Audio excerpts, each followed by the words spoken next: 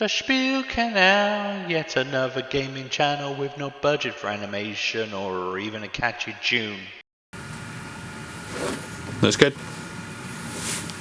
Because it's just you that's in it. No. Finally arrived. I should have worn the same t-shirt as I wore last time. Could have just been standing there still waiting for you. Yeah, hang on, and be like, oh, I'm playing with stuff. Get some tanks. Hello, viewers. Hello. Viewers. Or just listeners, if you're blind. So we were recording, but we haven't actually gone through everything. Should we do that first? Sure. Well, or do you just want to go with it? Well, I'll go with it because right. That's the way we approach things. Phase 3, cycle 5. Second cycle of phase 3. The one before the last one. The one before the last. The penultimate cycle. We added an extra week. People needed a little bit of extra time to warm up to actually play their games. Yeah, I think, and a lot of people have been away over Easter and stuff. So it's very true. Yeah. So now we've got the new cycle starting. Oh, there's one more video after this. One more video, that's unless we do like a little final. Maybe if people are interested, they might want to do a little final group battle or something. Yeah, that sounds good. I'd be up for that. I'm sure Will. Yeah, well, maybe we'll limit how many people we can bring to it though, because Will's got like 18 people or something. Yeah, it would take forever to have his turn. Or he starts in the middle. Everyone has to kill with Will. No cover. It's a game called Kill Will. Kill Will. Yeah. Kill Will Volume 1. Yeah. Volume 2 is we kill the real Will. Yeah, we'll do that after. We shouldn't have recorded that bit. No, that's for when the purge rules kick in. Yeah. Did you manage to get your game in? Your Toll Bridge or Manufactorum raid? When the video's released, I will have done. Brilliant. I played it 2 days ago, maybe, depending on when this video comes out. Okay, good. All right then. Yeah. Well, I think we're doing the bridge one. Oh, okay. Who are you playing against? I mean, I'm sure we did the bridge one. Okay, yeah, I'm sure it was the bridge one. Yeah. Adam. Adam, okay. With the Palanites. Oh, okay, cool. Someone with better armour than me. Yeah, but your guys are just better at everything else. I don't know. Possibly. We'll find out, I guess. So we today. did find out. Yeah. It is really hot. Really We've hot. had to close the windows and turn the fans off to record, to cut down background noise. And melting. For some reason, we're not rushing through the video. We're just talking absolute rubbish. So we should probably get on with it. No, I like the rubbish makes the best content. What are the two? Fine, the two scenarios. This fifth cycle. The first one is called. I'm going to change it around. Doesn't matter. It doesn't matter either way. The first one is called The Trap. Is it? Yeah. It's a custom selection 10, so 10 gangers you can bring. It's the map deployment is a cross section, so you have one tile in the middle and then 4 tiles that go around. Oh, interesting. The defender starts with their entire we'll come into the deployment, but the attacker can come in at the 4 sides and kind of close in on them. The defender gets to place all of the barricades for the map. Wow. So, and how many barricades is that? Whatever it says in the rules, I can't remember.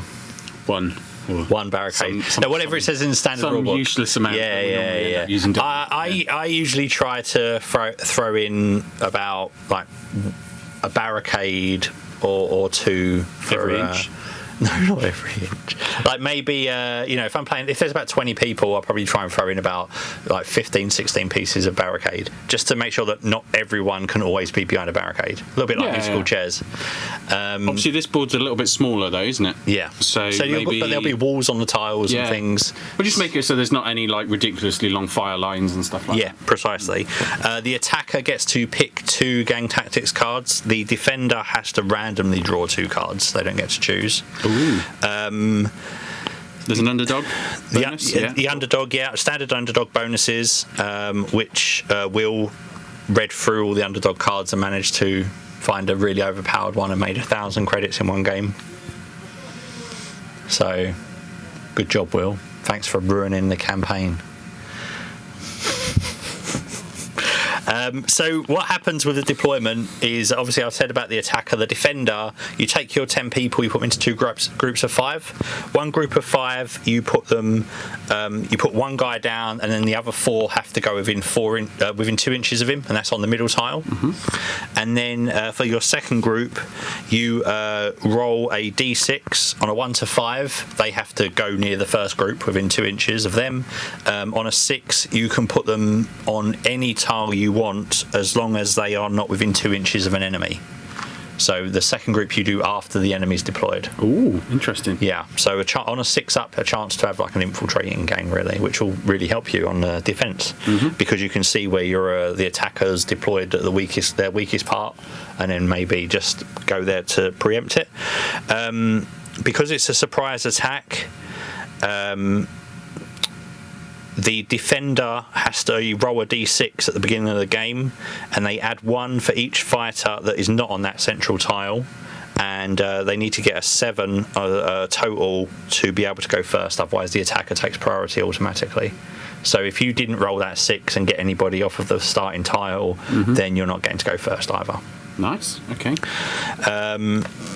The way to win the scenario is points are scored. So 3 points for a gang leader, 2 for a champion, 1 for any other fighter that are taken out of action, and then it's whoever has the most points at the end, and that's the winner.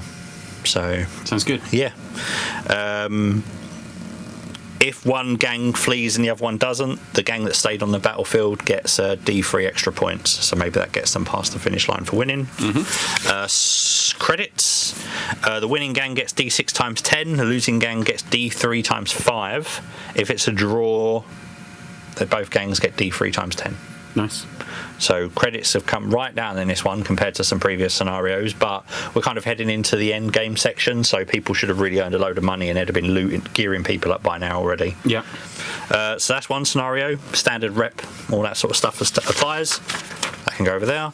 The second one is called Sneak Attack. This is one of those scenarios where you have sentries and you have the sneaking rules. Oh, cool. Yeah. So I don't think we've had one of those yet. No. So look into the rule books. Go into. We won't go over all of the mechanics of that now. This is one where the attacker can have as many people as they want. The defender starts with 5, and then others come in as reinforcements.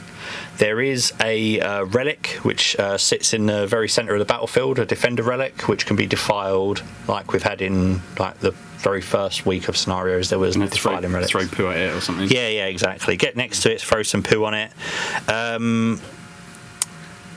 The attacker gets 3 gang tactics cards.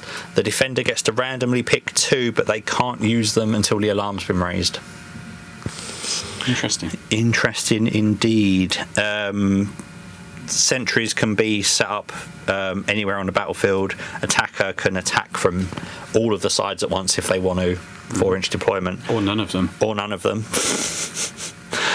When you bring reinforcements in, they have to come in at battlefield edge and they have to be at least 12 inches from an enemy. So you can't just come on and just shoot an attacker in the back straight away or something like that. The battle ends when only one gang has fighters left on the board.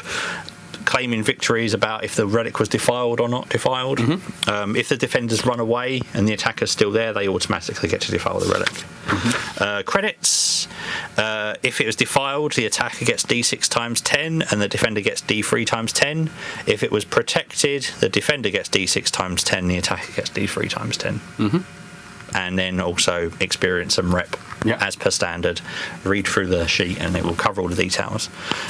So yeah, I think that pretty much covers it. They're pretty standard. No funny mechanics in these ones. And then we'll throw some other funny mechanics into the last cycle ones. Yeah, and if you are playing and you want us to do a final multiplayer end game or whatever. Yes. Just comment in the Discord and we'll make something up at the last minute. Yeah. Exactly. We'll do a really quick video on our phones. We'll do it on our phones. Did you roll a 4? Yeah. Oh, well, you know what that means. Yeah. Not a 2. Did you announce what the rewards were for the downtime scenarios? No. Oh. I said to, well, I won one of them, so I thought I should probably keep that quiet and just not have anything. And one of the Robs won the other one. Mm-hmm. And I said to him, message me once the new round starts, and he didn't. So, well, he loses it. Yeah, tough.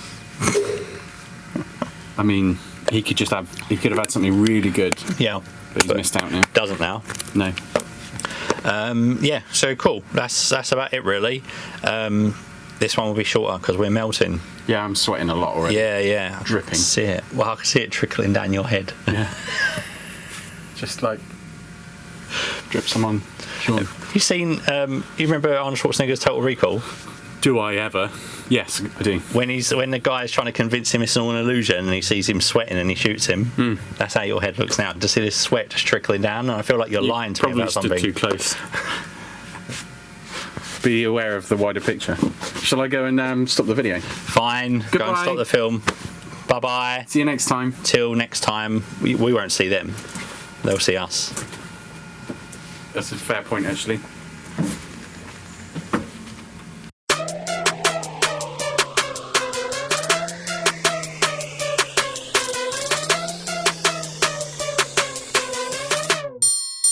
Tabletop Stimulator.